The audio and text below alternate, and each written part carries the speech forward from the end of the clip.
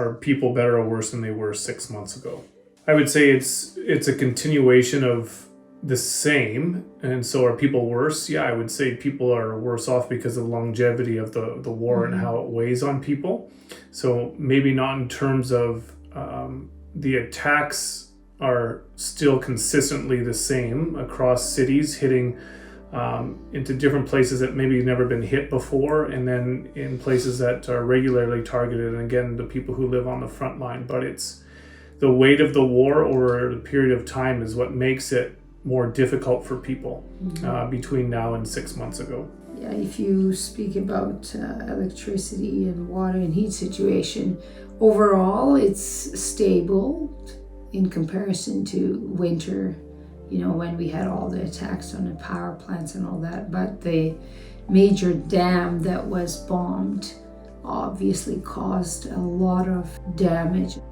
So I'm standing back here in front of the nuclear power plant, which the Russians are just on the other side there.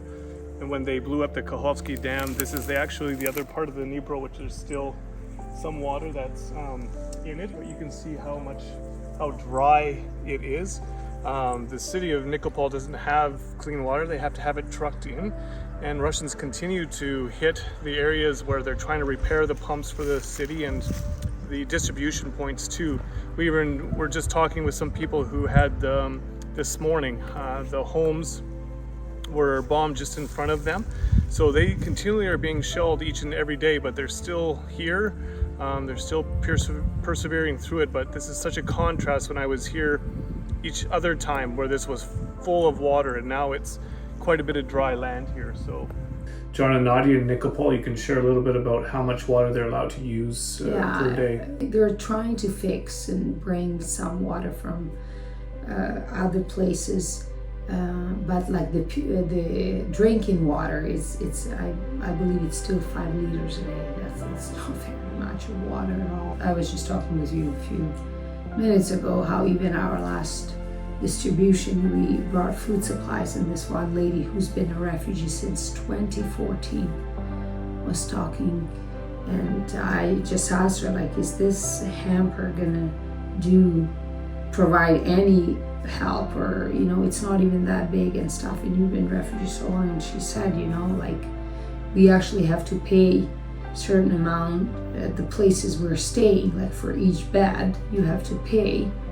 And even this hamper, I would never be able to even feed my 3 kids and make it if it wasn't for the hampers like this. So for some, I don't know if it's for everybody, but for many people it is huge. It's still a huge help.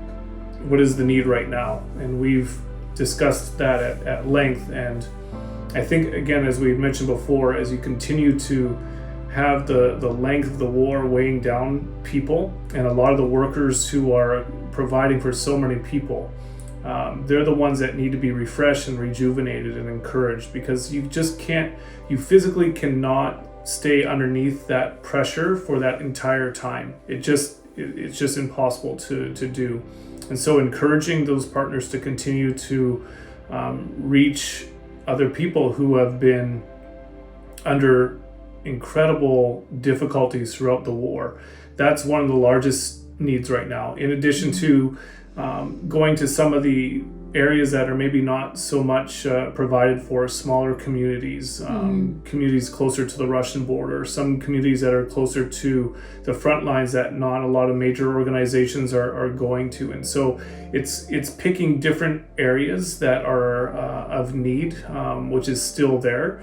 It always gets changed, because within a moment's notice, again, the dam was destroyed and thousands of people lost their homes, and people were losing their lives, and people were needed to be provided for that were fleeing from those areas into other places. And so we were able to respond to that as well with different things like clothing and food and hygiene supplies for those who were fleeing the flooding as well, in addition to getting food supplies into those areas. So we're constantly adapting to as what the war is producing. For those that have been volunteering and doing, helping others, you're starting to get a little bit burnt out.